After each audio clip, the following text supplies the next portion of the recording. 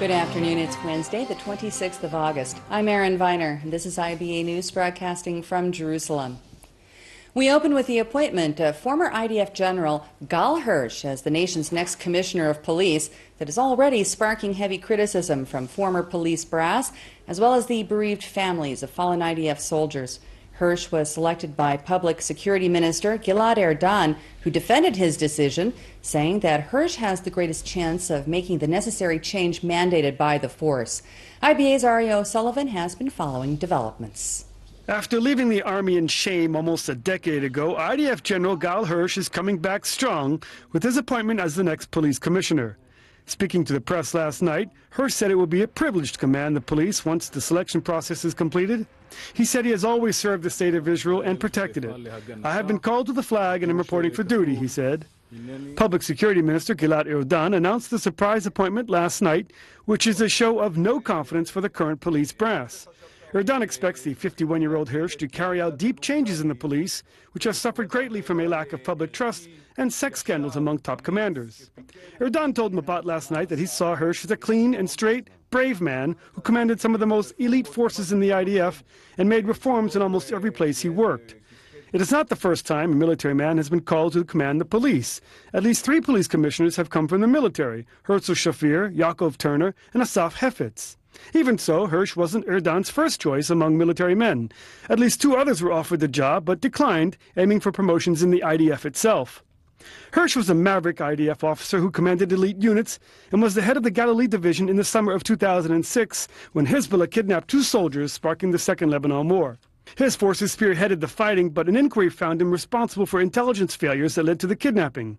He was also criticized for the way he led the fighting. He resigned despite attempts to promote and keep him in the Army, and he has spent the past years selling arms and training foreign militaries.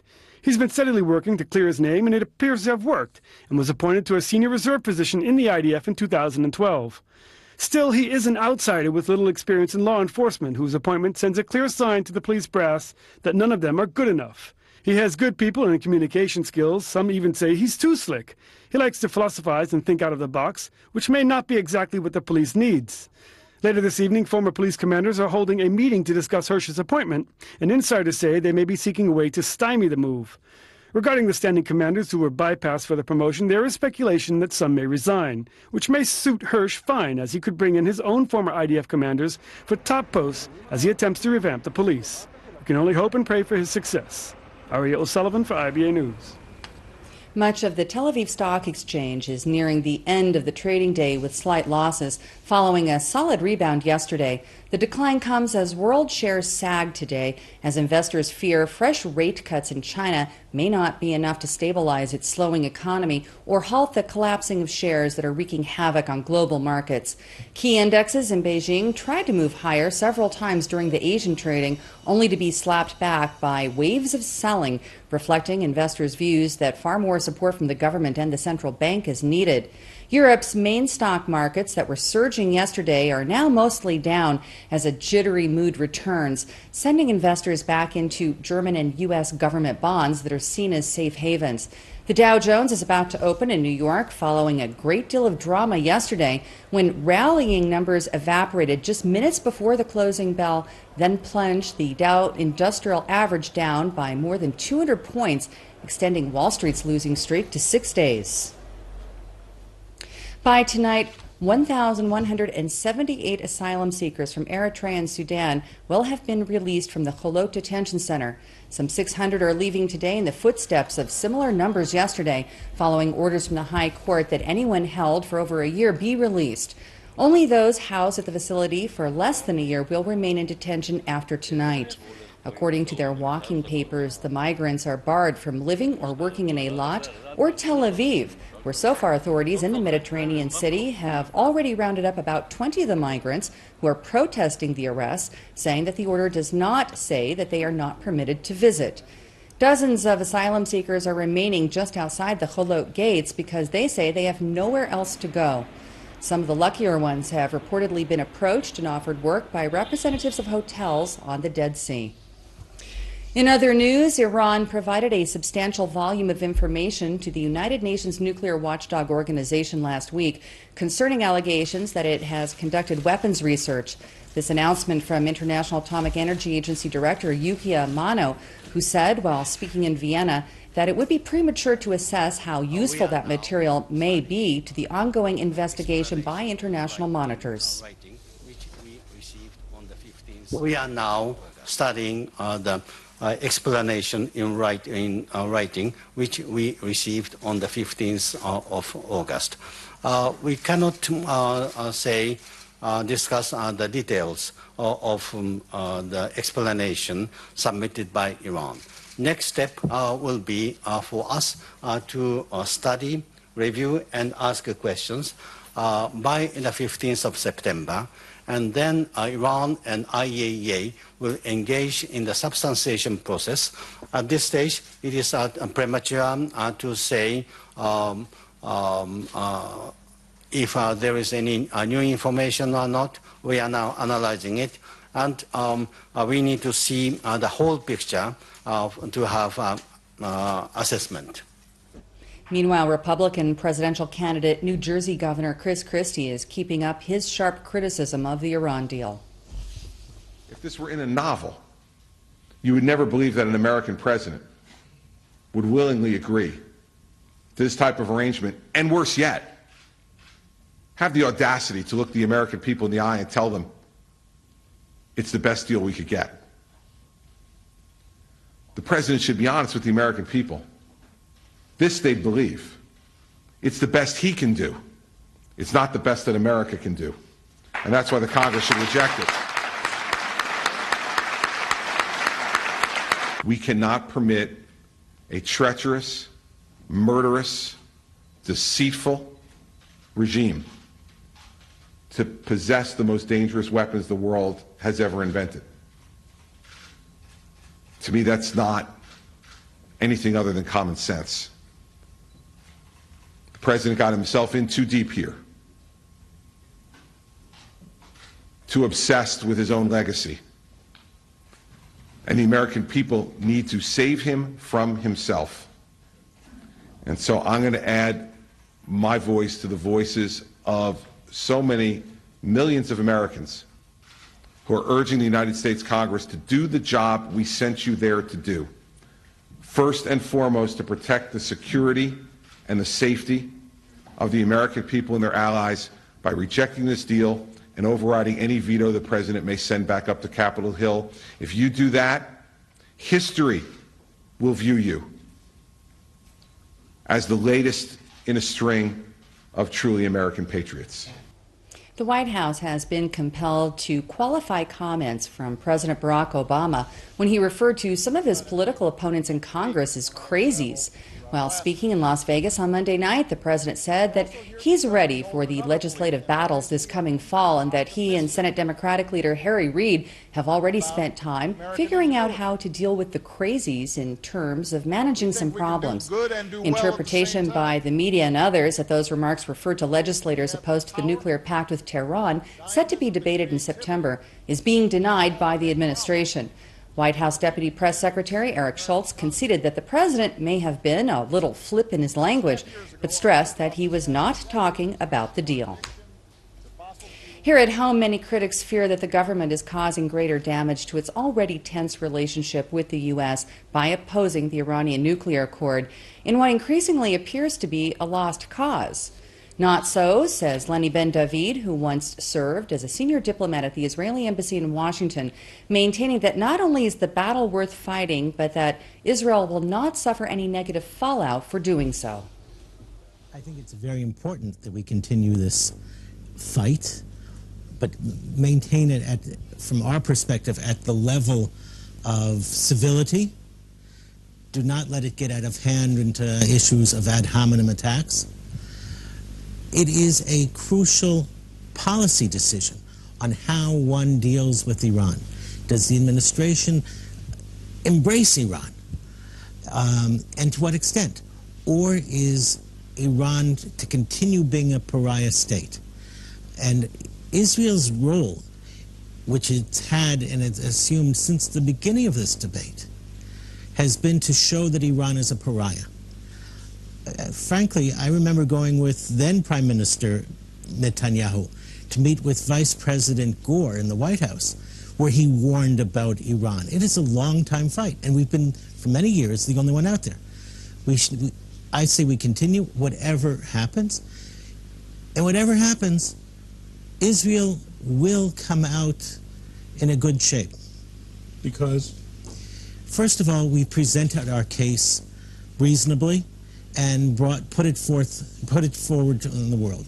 It has cost Iran in terms of its reputation, in terms of its ability to continue to play in the world arena. It shows Iran for what it is. It has also hurt the administration, I have to say. I prefer it not to have been.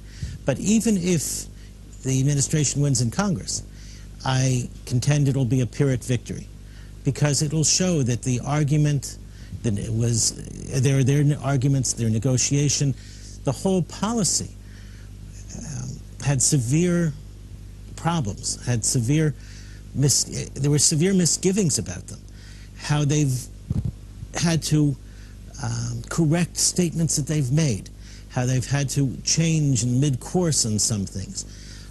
There are, I don't want to call it, let's call it mistruths that have come forward by the administration on this. It has hurt their reputation. And it could very well also put Israel on the map for the 2016 elections as a yardstick in terms of support. It could also play a role in what I refer to as the Dayan principle of krav ala krav, the battle for the battle. Israel has staked out its position very strongly in Washington. And if the administration, if this president wants to earn more legacy, earn a Nobel Prize that he once received, then Israel has stated, not on our backs. And so there are many ways that this fight should continue. It has been released for publication that the Shin Bet security agency foiled a Palestinian plot to attack Joseph's tomb in Nablus. 4 Palestinians were arrested in a joint operation with the IDF for allegedly planning to ambush Jewish worshippers who frequently come to the ancient site without prior coordination with the army. According to Shin Bet officials, the West Bank cell was directed by a member of the Islamic Jihad terror organization in Gaza, who also offered arms and logistical support. The suspects have reportedly admitted to being involved in the plot, including preliminary intelligence gathering at the site, as well as initial bomb training. Among those arrested is a Palestinian Authority policeman from Tulkarm. The remnants of Jewish tombstones have been discovered in a river in Poland. Because the Eastern European country has been experiencing a prolonged drought, water levels are now at their lowest recorded level since the 18th century. The Jewish From the Depths Foundation has been exploring the newly exposed banks of the Vistula River, which has so far found engraved stones in Hebrew believed to have originated from the Brodno Cemetery in Warsaw's Praga district. The burial ground was once the resting place of 300,000 Jews, but endured massive destruction during the Nazi occupation of Poland in the Second World War, and now just 3,000 tombstones remain, many in piles. The search also turned up the human remains of Soviet pilots in their bomber plane from one of the river's tributaries that eyewitnesses reported being shot down by the German army in January of 1945 and then plunging below the ice. Turning to Lebanon, and Hezbollah is now throwing its significant support behind the ongoing mass protests demanding the government's resignation, deepening a crisis that began over uncollected garbage in Beirut that is swiftly tapping into much wider malaise. The explosion of anger is targeting endemic corruption, a hapless government, and sectarian divisions in the country that is also struggling to cope with the flood of tens of thousands of Syrian refugees. A grassroots youth movement calling itself You Stink has been able to mobilize thousands of people to participate in 2 rallies over the weekend and is now calling for another large protest on Saturday. The declaration of Hezbollah support is now fueling concerns that the Iranian-backed group and its allies may try to hijack the rare non-political campaign for its own political gains. And elsewhere in Lebanon, a shaky truce is in place today at the Ain al-Hilweh near Sidon in the south after 2 people were killed at the Palestinian refugee camp in clashes between Fatah and more hardline Islamists. The sides exchanged heavy gunfire during the fighting that also left more than 30 people wounded and many of the residents fleeing to safety. 2 others were killed last June in a similar outbreak of violence at the camp, which is the largest in Lebanon with more than 100,000 residents. Hundreds of Jerusalemites of all backgrounds will converge on Mount Herzl tomorrow and Friday to share and interact at the Limud Jerusalem Annual Conclave. This year's wide-ranging program includes Knesset members, a refugee from Darfur, a secular humanist rabbi, a leader of the community of Israelis of Ethiopian descent, comedian Israel Campbell, as well as many other speakers. All told, there will be 150 sessions offered in both Hebrew and English, along with workshops, performances, and tours. It's fair to say that the event really has something for everyone. We have all different streams of Judaism and we have interfaith dialogue.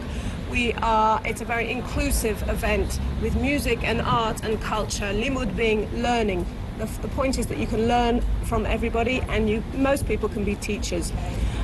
We want it to be an inclusive event because we feel that Jerusalem at this time in particular needs inclusivity, needs to learn how to listen to each other, needs to understand the other, needs to be open to listening and to learning.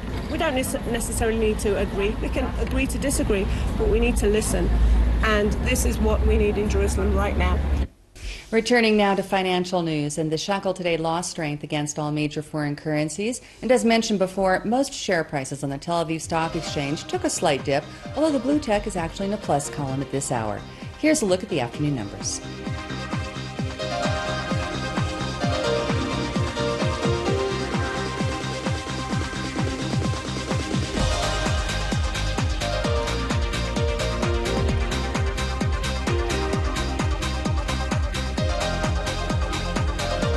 The IBA weather team says we can expect another beautiful day tomorrow with no significant change in conditions.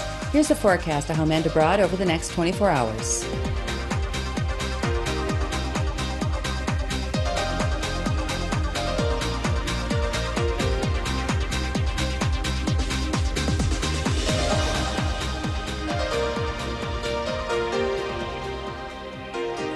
Thank you for being with us this afternoon. We hope you'll join us again tomorrow, when I'll be back to bring you the latest breaking news from Israel. I'm Erin Feiner, wishing you a great evening and shalom from Jerusalem.